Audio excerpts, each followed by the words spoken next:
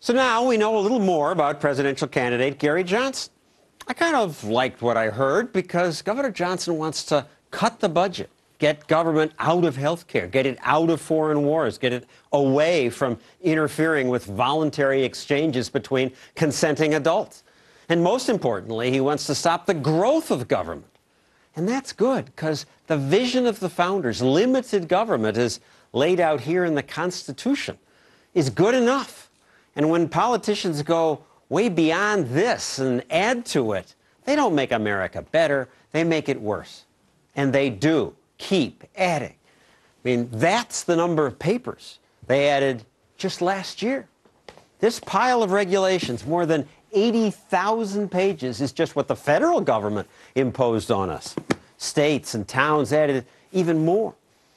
And of course, all these rules started out as a politician's good intention.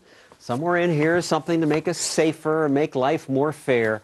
But as Governor Johnson once explained, responsible politicians see past good intentions. I vetoed a dog and cat exercise bill. And this was a Republican bill, but for my signature, it would have been law in New Mexico that pet stores exercise their dogs and cats 2 hours a day, 3 times a week. I signed that piece of legislation. I have to then establish the dog and cat exercise police. Well-intentioned, but come on, where does government end and where does personal responsibility begin? The founders knew government should end at keeping the peace and enforcing contracts and property rights. Limited government leaves people free to pursue their own dreams. Gary Johnson's the rare politician who understands that, which might be why pundits laugh at the idea of his becoming president. They don't even include him in some of the presidential polls. But that doesn't mean he doesn't have a shot. Around this time in the 1992 election cycle, hardly anyone outside Arkansas knew who a guy named Bill Clinton was. Polls put him and Paul Tsongas at the back of the pack. They were getting maybe 3% of the vote. By November, Bill Clinton was only at 6%. The so-called front-runner was Mario Cuomo. Today, many people don't know who he is. And before the last presidential election, most Americans thought a freshman senator from Illinois had no chance against Hillary Clinton. Look what happened. Anything can happen. That's why we have elections. And yes, it's true that when we showed people Governor Johnson's picture, most had no clue who he was.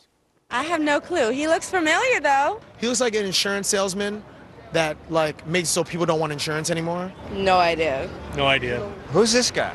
That's Gary Johnson, former governor of New Mexico. Only this young man knew. You like him? Yeah. Why do you like him?